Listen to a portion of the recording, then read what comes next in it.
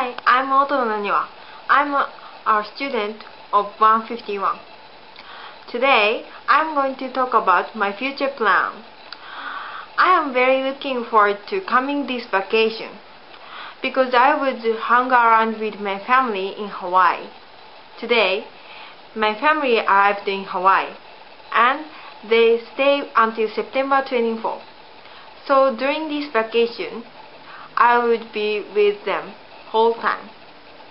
We are going to play golf, tennis, go to shark tour, dolphin tour, and shopping, eat delicious food, and look for the Hawaii. Thus, I would speak English for them. Next month, my mother's birthday, so my two sisters and I would make drama and shooting video. I think that it's going to be a wonderful present. After my family go back to Japan, I have already 3 volunteering. Final vacation day, I would get my driver license.